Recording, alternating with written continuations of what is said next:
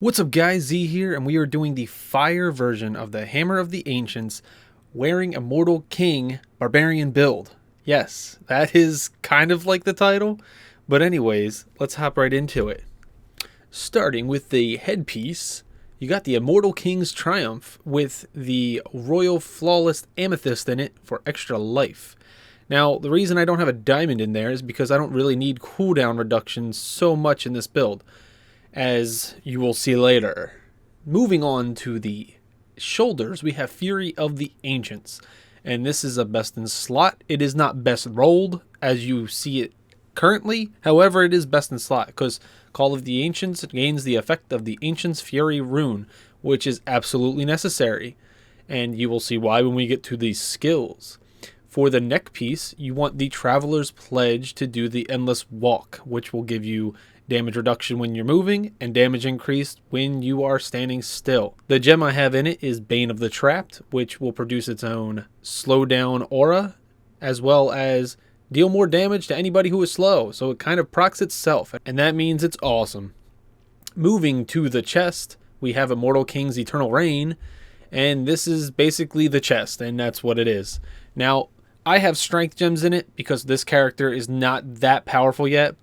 So as I progress through Gryphs, I have my primary stat in my gear for all of my characters.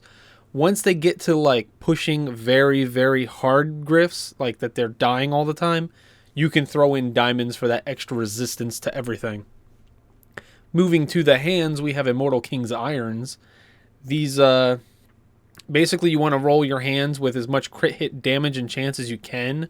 So I probably will re-roll these at the Mystic to get the attack speed replaced with critical hit damage, and that will help me significantly. Moving to the wrists, you have Bracers of the First Men, and this will help you enormously with your Hammer of the Ancient skill by attacking 50% faster and dealing up to 200% more damage, 150 to 200% roll chance. Moving to the belt, it's just Immortal King's Tribal Binding. It's just another piece to the set.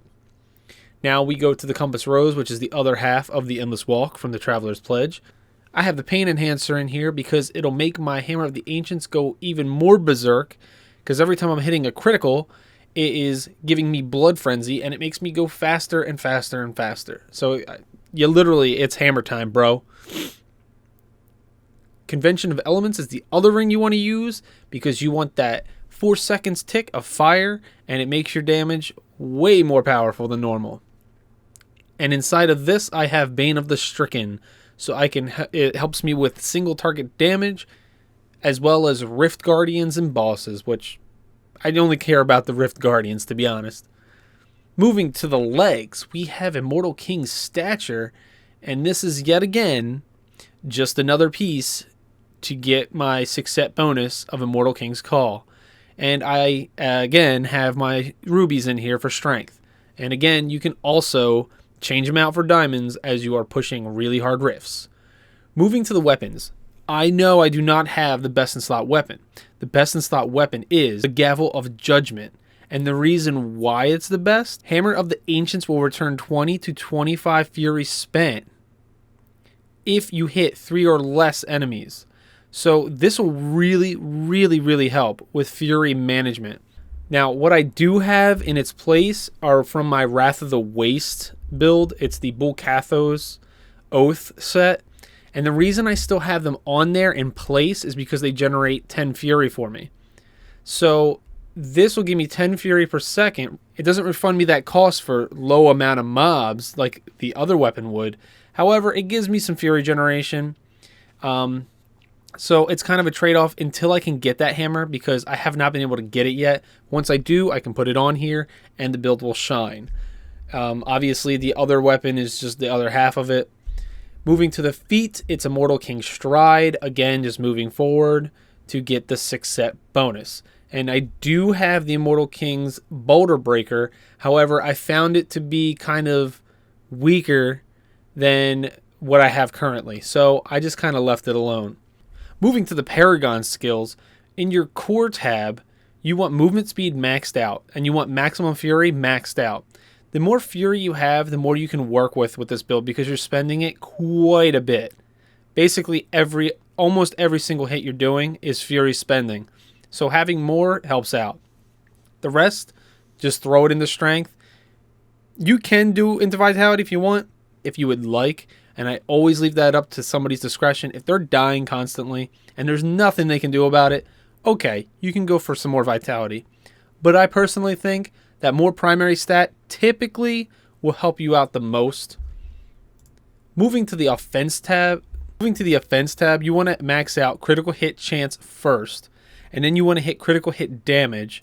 Those are the two I almost always max out anyways, because it's just pure damage. Next, you want to move to cooldown reduction and attack speed. They kind of are just like whatever you want. I mean, at this point for me, it doesn't really matter. There's only 1 point difference. I would probably, with this one, pick up attack speed first and then do cooldown reduction to get that hammer really pumping out some hits. Moving to defense, you want to do all resist, life percent, armor, and then life regeneration as always last.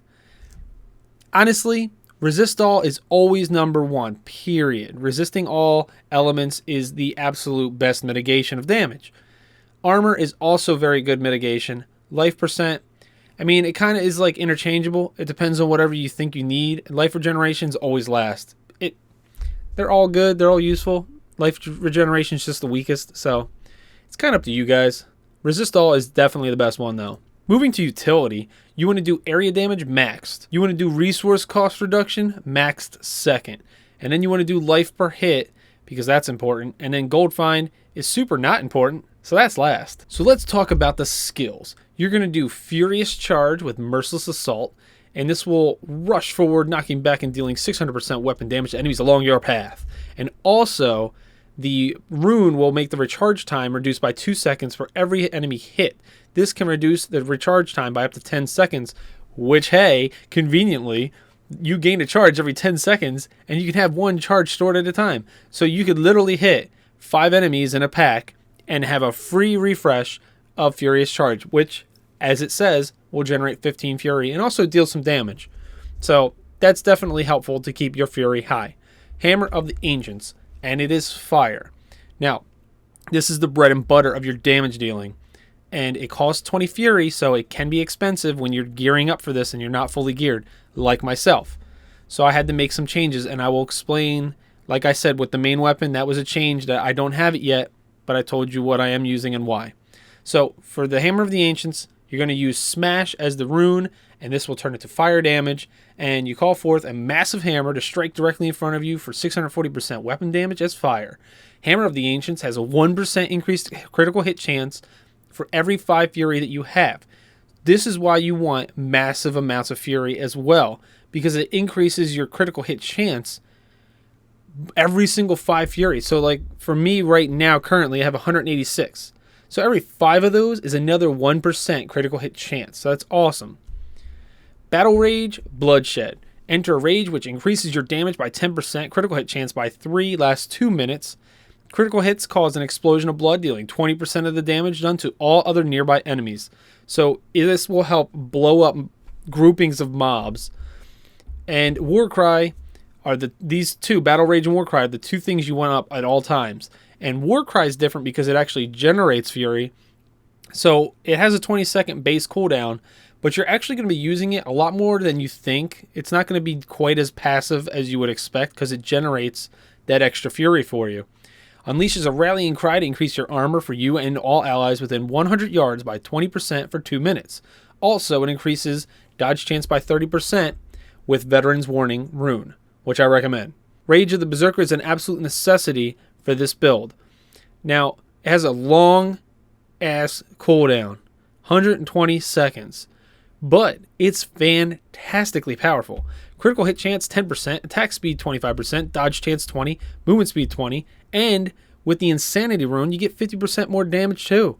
So this is absolutely hands down the most powerful increase on a barbarian there is. Call of the Ancients together as one. Now, let me get into this one a little bit. The shoulders I had on give me Ancient's Fury rune. So the Ancient's Fury part I gain 4 fury for every time any of the ancients, and there's 3 of them, deal damage. So that's how you generate a ton of fury. So I put on as my secondary rune Together as One for survivability. 50% of all the damage dealt to me is instead divided evenly between my 3 guys. So that helps me stay alive a great deal. Rampage is one of the absolute musts for passive. You increase your strength by 1% for 8 seconds, and it can stack up to 25 times every time you kill an enemy. So as long as you're killing an enemy every 8 seconds, you're getting another stack.